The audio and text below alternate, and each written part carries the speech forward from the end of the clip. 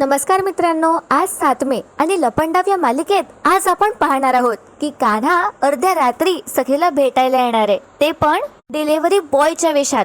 सखीसाठी तो एक सरप्राईज घेऊन येतो आणि मित्रांनो तिथे आता गौतम काका येतात आणि आजचा भाग खूपच मजेशीर आहे. आणखी खूप काही दाखवलं आजच्या भागात, तर व्हिडिओ शेवटपर्यंत नक्की पहा. आणि जे चॅनलवर नवीन असतील त्यांनी आपल्या आवडत्या मालिकेच्या लेटेस्ट अपडेटसाठी सबस्क्राईब करा. तर सुरू करूया आजच्या भागाला. आजचा भाग सुरू होतो. वेदू लपूनच आता कान्हाला फोन करते आणि सगळं सांगून टाकते या सरकारबद्दल. कान्हाला ती म्हणत असते, अहो बॉस, ती सरकार आहे ना, ती हळूहळू सखी मॅडमच्या डोक्यात हेच भरवत आहे की घटस्फोट घेण्याला पर्यायच नाहीये. आणि त्यावर सखी मॅडम पण उलटून काहीच बोलल्या नाहीत. म्हणजे त्या असं म्हणाल्यात की त्या विचार करतायत, पण त्यांनी ठाम नकार पण नाही दिला. तुम्हाला लवकरात लवकर काहीतरी पाऊल उचलावं लागेल, काहीतरी करा बॉस. त्यावर आता कान्हा म्हणतो, नाही ठीक आहे. कान्हाला सखीपासनं दूर करणं त्या काळातही कोणाला शक्य झालं नाहीये, आता कोण करेल म्हणा. वेदू आता कान्हाला समजावून सांगते आणि म्हणते, पण बॉस, आता तशी परिस्थिती नाही राहिली. तुम्ही जर लवकरात लवकर हालचाल नाही केली तर सखी मॅडम काहीतरी पाऊल चुकीचं नक्कीच उचलणार. आता कान्हा म्हणतो, नाही नाही, बघतो मी काय करायचं ते यावर. पण थँक्स वेदू, आता तिथे वेळोवेळी जे काही घडतंय त्याची मला अशीच माहिती देत राहा. आणि दुसऱ्या क्षणी आता कान्हा या वेदूला म्हणतो, एक मिनिट वेदू, बरं मला सांग, आत्ताच माझ्या डोक्यात एक आयडिया आली आहे. सखी मॅडम काय करतायत आता? त्यावर वेदू सांगते, त्या त्यांच्या बेडरूम मध्ये आहे. तर कान्हा म्हणतो, ओके ठीक आहे. आणि बघा मित्रांनो, आता कान्हा काय करणार आहे. इथे आता सीन शिफ्ट होतो आणि सखी तिच्या खोलीत जात असते, या मनस्विनीच्या खोलीतून. आणि सखीच्या डोक्यात तेच विचार फिरत असतात जे सगळं मनस्विनीने कान्हाच्या विरोधात तिच्या मनात भरलंय. आणि बघा मित्रांनो, आता सखी विचारातच अशी चालत असते आणि तिचा पाय एकदम असा बेडला लागतो. सखी पळणार असते पण ती एकदम स्वतःला सावरते आणि एकदमच सखीला तिचंच प्रतिरूप दिसायला लागतं, तिचंच अंतर्मन. आणि ते तिला म्हणत असतं, सांभाळून पडशील ग. पण आता जशी पाय अडकून पडली असतीस ना, तशी पुढेही पडूच शकते. सखी आता समोर येते आणि तिच्या प्रतिरूपाला विचारते, तिच्या अंतर्मनाला, का पडेल मी? त्यावर सखीचं मन तिला असं सांगत असतं, कारण आपले कान जरी उघडे असले तरी आपल्या डोळ्यांवर पट्टी बांधलीच असते कधी कधी. सखीला आता काहीच समजत नाही. सखी विचारते, म्हणजे काय? त्यावर आता तिचं अंतर्मन तिला म्हणतं, अगं म्हणजे कानावर येणाऱ्या प्रत्येक गोष्ट ह्या खऱ्या असतात असं समजू नकोस. कधी कधी सत्य खोलवर दडलेलं असतं, ते शोधून काढावं लागतं. पण आपल्या मनाची तयारी नसते ना, म्हणून वरवर दिसणाऱ्या मृगजडावर आपण विश्वास करतो, कारण ते सोपं असतं. आता सखी तिच्याच अंतर्मनाला विचारते, तुझा नेमका रोष कोणाकडे आहे? त्यावर तिचं अंतर्मन तिला सांगतं, कान्हा उर्फ कबीर. अगं तो तुझ्याशी खोटं बोललाय, मान्य आहे. त्याला हवं तसं तो वागला, हेही मान्य आहे. पण अगं सखी, तू त्याच्यासोबत इतके दिवस घालवलेस, त्याच्यावर प्रेम केलंस, त्याच्या नावाचं मंगळसूत्र सुद्धा घातलंस, आणि यावरून तुला काहीतरी जाणवलं असेल ना ग. माणसाला गोष्टी फील होतात, सेन्स होतात. तुझं मन तुला काय सांगतं? तुला असं कसं वाटू शकतं की तो तुला फसवेल? पुढे सखीचं अंतर्मन तिला म्हणतं, अगं सखी, तुझ्यातले ते क्षण आठव, तुमच्यातले ते छान गोड क्षण. त्याने तुझी केलेली काळजी आठव, त्याच्या डोळ्यात तुझ्यासाठीचं प्रेम आठव. अगं फक्त नाव बदललं म्हणून माणूस बदलतो का? त्याच्या भावना बदलतात का? त्यावर आता सखी तिच्याच अंतर्मनाला म्हणते, हा सगळा जर त्याच्याच प्लॅनचा एक भाग असेल तर? सखीचं अंतर्मन तिला म्हणतं, अगं तू तर स्वतःला त्याला स्वाधीन केलं होतंस. बरं मला सांग, त्याने कधी त्याचा फायदा घेतला का? अगं सखी, तू तुझं सर्वस्व उधळून द्यायला तयार होतीस. आणि त्याने जर ठरवलं असतं तर त्याला सगळंच साध्य करणं सहजच सोपी असतं, शक्य असतं. पण त्याने तसं कधी केलं नाही ना, याचाही विचार करायला हवा. त्यावर आता सखी म्हणते, माणूस कसाही असला ना तरी त्याचा मोटिव्ह काय, त्याचा हेतू काय ना, हे महत्वाचं असतं. मान्य आहे की तो कबीर माझ्याशी चांगला वागला, त्याने माझा फायदा नाही घेतला. अगं पण तो चांगल्या हेतूने माझ्या आयुष्यात शिरलाच नव्हता. आणि इथे आल्यानंतर त्याने ज्या काही गोष्टी केल्या ना, त्यामुळे त्याच्या चांगल्या कर्मांवर पाणी फेरलं गेलं. सखीचं आता अंतर्मन तिला म्हणतं, पण मग मुळात वाईट माणूस चांगली कर्म का करेल? त्यावर आता सखी म्हणते, विश्वास संपादन करायला. सखीचं अंतर्मन आता तिला म्हणतं, ओके, मग आता मला सांग, तुझ्या आयुष्यातला सगळ्यात मोठा प्रश्न, ज्या गोष्टीसाठी तू आयुष्यभर झुरलीस, जिचं प्रेम तुला मिळावं हे तुझं एकमेव स्वप्न होतं, ती तुझी आई. मग त्याने तुझी आणि तुझ्या आईची भेट का घडवून आणली असेल? यातही त्याचाच स्वार्थ होता असं वाटतंय का तुला? त्यावर आता सखी म्हणते, हो, स्वार्थच होता त्याचा. समोरच्या माणसाचा विश्वास मिळवण्यासाठी काही गोष्टी कराव्या लागतात, आणि म्हणूनच त्याने तसं केलं. त्याला माहिती होतं माझी आणि माझ्या आईची भेट होणं किती महत्वाचं आहे. आता सखीचं अंतर्मन तिला म्हणतं, बरं ठीक आहे, पैशासाठी तो तुझ्यासाठी तुझ्या आयुष्यात आला, पण मग तुझ्यासाठी तो सरकारला दिलेल्या चॅलेंजसाठी तो तुझ्यासोबत चाळीत राहायला लागला आणि तिथे तो तुझ्याशी कसा वागला. तर आपली सखी म्हणते त्याला तसं वागणं भागच होतं. आणि काय, एका महिन्याचीच गोष्ट होती ना. त्यानंतर आलोच आम्ही परत कामत बंगल्यावर. त्यावर आता सखीचं अंतर्मन सखीला म्हणतं, पण मग इथे आल्यावर सुद्धा त्याच्या डोळ्यात असलेले तुझ्यासाठीचे अश्रू ते खरे होते का ते सुद्धा तुला खोटेच वाटतायत. तर आता चिडूनच सखी म्हणते, बस मला नाही बोलायचं या विषयावर आता.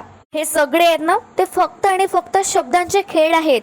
आई बोलतेय मला तेच योग्य वाटतंय. आता माझा निर्णय झालाय, मी कबीरला डिवोर्स देणार असं आता सखीने ठरवलं असतं आणि बोलून दाखवलं असतं. तितक्यात आता डोअरबेल वाजते आणि सखी इकडे तिकडे बघू लागते. त्यानंतर ती समोर बघते तर तिचं जे प्रतिरूप असतं, तिचा जो भास असतो तो गायब झाला असतो आता. आणि वेदू आता सखीच्या खोलीत येते आणि तिला सांगू लागते, ओ सखी ताई, तुमचं पार्सल आलं ना बाप्पा. सखी तिचे डोळे वगैरे पुसते आता आणि म्हणते मी काहीच मागवलं नाहीये. वेदू म्हणते एकदा बघून तर घ्या. सखी आता जाते बघायला आणि वेदूला माहिती असतं की तिचे बॉस म्हणजे कान्हा आलाय. सखी आता खाली जाऊन बघते तर एक डिलिव्हरी बॉय असतो. तर मित्रांनो, हा डिलिव्हरी बॉय कान्हाच असतो. त्याने त्याचा चेहरा बांधला असतो स्कार्फने आणि त्याच्या हाती एक पार्सल असतं. आणि आवाज वगैरे बदलून आता कान्हा सखीला म्हणतो, हे तुमचं पार्सल. सखी म्हणते मी तर काहीच नाही मागवलं. त्यावर आता कान्हा म्हणतो तुमच्याच नावाचं पार्सल आहे. सखी आता ते पार्सल उघडून बघते. त्या पार्सलला छानशी अशी रिबिन लावून सजवलं असतं. आणि सखी पार्सल उघडून बघते तर काय, 8 फ्लेवर्सचे 8 आईस्क्रीम असतात त्या बॉक्स मध्ये. सखीचं लक्ष आता कान्हाच्या हाताकडे जातो आणि तिला कान्हाच्या हातातलं हळकुंड दिसतं आणि तिला लगेच कान्हा आठवतो.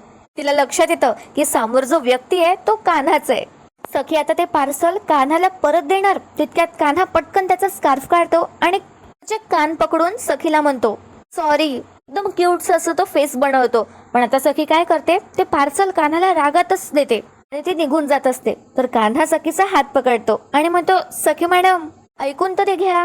आता सखीला सगळ्या जुन्या आठवणी आठवत असतात. त्यांच्या चाळीतले ते सगळे क्षण तिच्या डोळ्यासमोर येत असतात. सखी सुद्धा तिथेच थांबते आता आणि कान्हा आता सखीकडे पाहू लागतो. आणि कान्हा एकदम प्रेमाने सखीला म्हणतो, माझा ऐकणार नाही तुम्ही? माझी बाजू मांडायला तुम्ही मला एक संधी पण नाही देणार? बस असं म्हणताच आता सखीच्या डोळ्यातून अश्रू वाहू लागतात. पण तरी सुद्धा सखी कान्हाला असं दाखवत नाही आणि सखी आता अशी वळून बघते आणि कान्हाचा हात झटकते. ती कान्हाला म्हणते मला तुझ्याशी बोलायचंच नाहीये, त्यामुळे संधी देण्याचा प्रश्नच येत नाही, तू जा इथून. तर कान्हा म्हणतो सखी मॅडम, जशा नाण्याच्या 2 बाजू असतात तशा प्रत्येक गोष्टीच्याही 2 बाजू असू शकतात. सखी म्हणते कान्हाला तुझी जी बाजू मी बघितली आहे ना इतकी खोटी होती ना की कुठलीच बाजू बघायची आता इच्छाच नाहीये माझी. तर कान्हा सखीला म्हणतो पण दुसरी बाजू बघितल्याशिवाय कळणार कसं तुम्हाला की ती दुसरी बाजू खरी आहे की खोटी आहे ते? सखी म्हणते मला काहीच ऐकायचं नाहीये. तर कान्हा सखीला परत थांबवतो आणि म्हणतो प्लीज असं करू नका, असं संवाद थांबवू नका. सखी म्हणते संवाद होता का रे? जे होतं ते एकतर्फेच होतं ना. तर कान्हा म्हणतो असं तुम्हाला वाटतंय. आणि तितक्यात तिथे आता गौतम काका येतात. कान्हा म्हणतो सखीला ते गौतम काका आलेत, गौतम काका. आणि बघा मित्रांनो, खूप मज्जा येते. आता सखी मागे वळून बघते तिच्या काकांकडे आणि म्हणते गौतम काका, त्या कबीरला सांग मला त्याच्याशी काहीही बोलायचं नाहीये, त्यामुळे इथून चालता हो. त्याचा आणि या घराचा काहीही संबंध नाहीये. तर कान्हा मागून आता गौतमला इशारे करत असतो की ही ऐकतच नाहीये, काहीतरी करा. आणि आता गौतम काका सुद्धा सखीसाठी मुद्दामच कान्हाला म्हणतात, ऐकलंस ना, घरातल्यांना तुझ्याशी बोलायचं नाहीये, तुझ्याशी संबंधही नाही ठेवायचा, तर निघ इकडनं. आता गौतम काका सुद्धा गंमतच करत असतात कान्हाची. पुढे आता सखी म्हणते आणि त्याला हेही सांग मला त्याचं तोंडही बघायचं नाहीये. तर आता गौतम काका सुद्धा तसंच करतात आणि म्हणतात ऐकलं का, सखीला तुझं तोंडही बघायचं नाहीये आणि तिला काय मला पण तुझं तोंड बघायचं नाहीये, निघ. पण कान्हा आता तिथेच असतो. सखी म्हणते काका हा अजून गेला का नाही येत ना, त्याला 1 मिनिटात निघायला सांग. तर आता गौतम काका म्हणतात ऐकलंस का, तुझ्याकडे 1 मिनिट आहे. तर सखीला लक्षात येतं आणि सखी म्हणते तिच्या गौतम काकाला काका तू त्याला पाठीशी घेऊ नकोस. तर गौतम आता सखीला म्हणतो नाही अगं मी तर ओरडतोय त्याला, तू म्हणतेस तसं. तर कान्हा आता गौतम काकाला इशारा करतो की तुम्ही जा आणि असं सांगा की मी परत येणार आहे. गौतम तसंच करतो आता आणि म्हणतो कान्हा मी 1 मिनिटाने परत येणार आहे, तू दिसलास ना तर पुन्हा ओरडेल. आणि कान्हा मागून आता इशारा करतो, हा बेस्ट, असंच करायचं, जमलं जमलं. तर मित्रांनो, असं म्हणत आता गौतम काका तिथून निघून जातात. सखी आता कान्हाकडे वळून बघते आणि कान्हाला म्हणते, मला तुझ्याकडून काहीही नकोय. कान्हा म्हणतो, बरं पण प्लीज हे एवढं आईस्क्रीम खा. काय ना, जर मी हे असंच्या असं परत घेऊन गेलो तर मग हे वितळेल आणि मग हे खावं नाही तर प्यावं लागेल. आणि आईस्क्रीम पेणं मला आवडत नाही हो, आणि तुम्हालाही आवडत नाही, मला माहिती आहे. त्यामुळे तुम्ही हे खा आणि फार फार तर तुमचा राग वितळेल आणि तुम्ही जरा शांत व्हाल प्लीज. आता कान्हा 2-3 वेळा सखीला प्लीज म्हणतो. तेव्हा कुठे जाऊन सखी आता त्याचं गिफ्ट एक्सेप्ट करते. कान्हा आता थँक्यू म्हणतो आणि तो निघत असतो घरी जायला. सखी पण त्याला थांबवते आणि म्हणते, थांब. कान्हा आता थांबतो आणि ऐकू लागतो. सखी म्हणते आता कान्हाला, सखी आहे ना प्रत्येक गोष्टीची परतफेड करते. जसं आता हे तू मला आईस्क्रीम दिलंय ना, तसंच मी सुद्धा उद्या तुला काहीतरी देणार आहे. So be ready. आणि ये आता. कान्हाला आता टेन्शन आलं असतं. सखी निघून जाते पण कान्हा मनात विचार करतो की ह्या मला काय देणार आहे उद्या. तर मित्रांनो, आता असतो दुसरा दिवस आणि कामत बंगल्यावर सखीने वकील बोलावले असतात. आता हे वकील सखीला म्हणतात, आर यू शुअर, तुमचा निर्णय फायनल आहे का? त्यावर सखी उत्तर देत म्हणते, हो माझा निर्णय झालाय आणि आता यात काहीच बदल होणार नाही. तिथे आता परशू आणि मीनाक्षी सुद्धा असतात. आणि परशू म्हणतो, हो म्हणजे आता इतकं सगळं झाल्यानंतर कसला विचार करायचा आहे. मीनाक्षी सुद्धा म्हणते, सखीचा निर्णय अगदी योग्य आहे आणि तिच्या या निर्णयात आम्ही तिच्या सोबत आहोत. आता परशू परत म्हणतो, आमच्या सखीच्या आयुष्यातनं त्या कान्हा नावाची कटकट जाऊच दे एकदाची. सखीने आता या वकिलांना डिवोर्स पेपर बनवायला सांगितले असतात. तितक्यात तिथे आता ही मनस्विनी येते आणि तिच्या हे लक्षात आलं असतं की काय सुरू आहे म्हणून. ती तिच्या मनात म्हणते, वाव, मला वाटलं नव्हतं इतक्या सहजासहजी काम होईल. अरे मूर्ख आहे ही मुलगी. एक ठिणगी पेटवली होती तिच्या मनात, त्याचा तरीने वनवास करून टाकला. गुड सखी, व्हेरी गुड. असं म्हणत ही मनस्विनी आता खूप खुश असते. त्यानंतर ती तिच्या मनातच म्हणते, चला बघूया आता काय चाललंय ते. आणि ही मनस्विनी आता समोर येते आणि मुद्दाम असं दाखवते की तिला काहीच माहिती नाही की काय चाललंय. आणि मनस्विनी मुद्दाम विचारते आणि म्हणते, वकील साहेब तुम्ही आज अचानक इथे, काय झालं? तर आता सखीच सांगते, अगं आई, तो तू मला काल सल्ला दिलास ना, बस त्याचाच मी विचार केला आणि माझं फायनली आता ठरलंय. तर आता ही मनस्विनी असं सखीला दाखवते की तिला काळजी वाटते सखीची आणि म्हणते, काय ठरलंय तुझं? सखी म्हणते, मी कबीरला डिवोर्स देणार आहे. आणि हे ऐकून आता मनस्विनी तर खूपच आनंदी होते, पण ती असं दाखवते सखीला की तिला हे पटलं नाहीये. आणि ती म्हणते, काय बोलते ही सखी? अगं सखी बाळा, मी तुला फक्त माझं मत सांगितलं होतं. मी तुझ्या जागी असते तर मी काय केलं असतं हे सांगितलं होतं. प्लीज सखी, माझ्या दबावाखाली येऊन निर्णय घेऊ नकोस. अगं मी तुझा विचार केला, या घरचा आणि बिझनेसचा विचार केला आणि म्हणून तुला सांगितलं होतं. मला तुमच्या प्रेमाच्या आड नाही यायचं सखी, खरंच नाही यायचं. त्यावर सखी म्हणते, प्रेम? कसलं प्रेम? कुठलं प्रेम? आमच्या दोघांमध्ये जे होतं ते खरंच प्रेम होतं का? अगं आई, जे प्रेम खोट्याच्या आधारावर उभं होतं त्याला खरंच प्रेम म्हणावं का?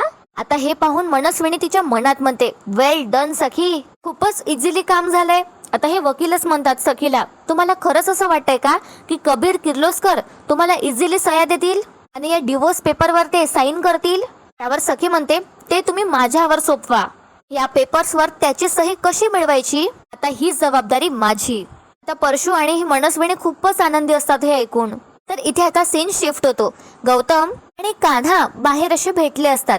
गौतम कान्हाला भेटायला जातो. कान्हाने त्याचंच ते कबीरचं लुक घेतलं असतं आणि 2 बॉडीगार्ड सुद्धा असतात.